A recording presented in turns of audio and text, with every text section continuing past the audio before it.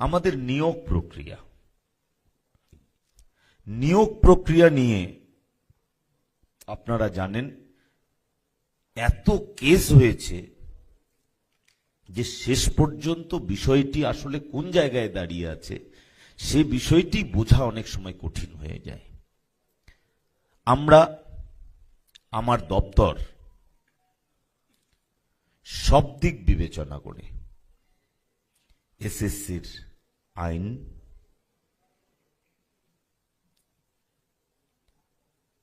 উচ্চ ন্যায়ালয়ের রায়, সরকারের মানবিক দৃষ্টিভঙ্গি সমস্ত দিক দিয়ে বিচার বিবেচনা করে যথাযথ পদক্ষেপ অতি দ্রুত গ্রহণ করা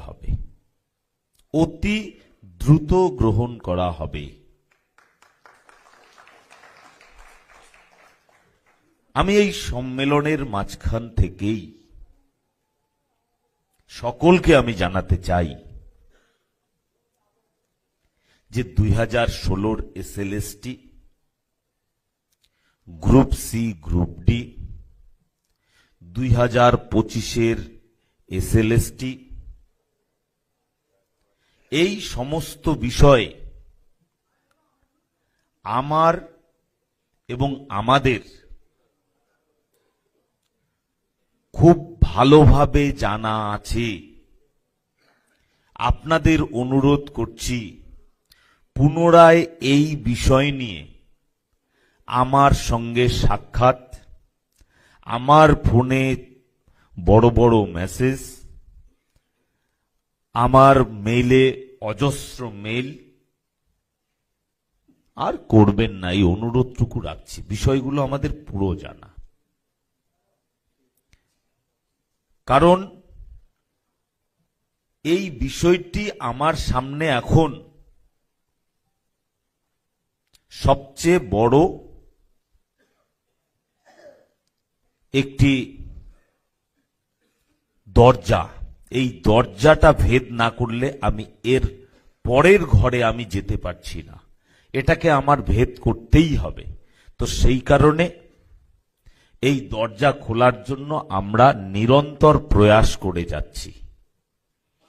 অনেকেই হয়তো ভাবছেন বিদ্যালয় শিক্ষা দপ্তর নিশ্চুপ হয়ে বসে আছে। আমরা নিশ্চুপ হয়ে বসে নেই।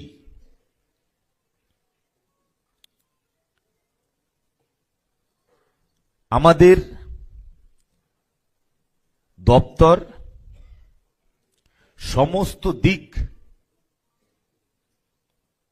বিবেচনা করেই পদক্ষেপ করছে এবং সম্মানীয় মুখ্যমন্ত্রী শ্রী শুভেন্দু অধিকারী মহাশয় আমাদের দপ্তরের বিষয়ে সমস্ত কিছু খোঁজ খবর তিনি রাখছেন।